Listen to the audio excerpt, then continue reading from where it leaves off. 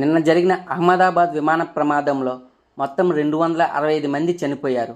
ప్రయాణికుల సంఖ్య 242 కాగా ఇందులో 11A నెంబర్ సీట్లో కూర్చున్న రమేష్ విశ్వాస్ కుమార్ అనే వ్యక్తి తప్ప మిగతా వారందరూ చనిపోయారు.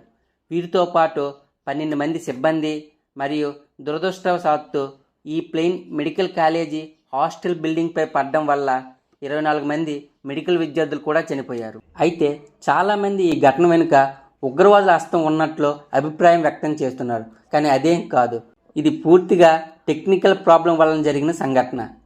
ప్లేన్ యొక్క 2 ఇంజన్లు ఫెయిల్ అవ్వడం, బ్యాకప్ ఇంజన్ లేకపోవడం, సాధారణంగా టేకాఫ్ సమయంలో విమానం యొక్క ఇంజన్లపై ఎక్కువ ఒత్తిడి ఉండడం, దీంతో పవర్ చాలక నేలపై కూలిపోయింది. అప్పుడే ఫ్యూయల్ నింపడంతో 1,00,000 లీటర్లకు పైగా పెట్రోల్ ఉండటంతో ఒక పెద్ద బాంబు పేలినట్టు పెద్ద ఎత్తున మంటలు చెలరేగి ప్రయాణికులు సిబ్బంది చెల్లాచెదురైపోయారు.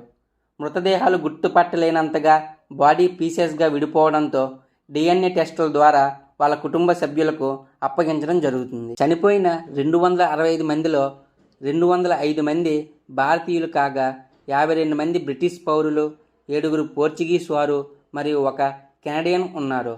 ఇందులో గుజరాత్ మాజీ ముఖ్యమంత్రి విజయ్ రూపాని గారు కూడా ఉన్నారు. వీరందరికీ టాటా గ్రూప్ ఒక్కొక్కరికి ₹1 కోటి చొప్పున పరిహారం ప్రకటించింది.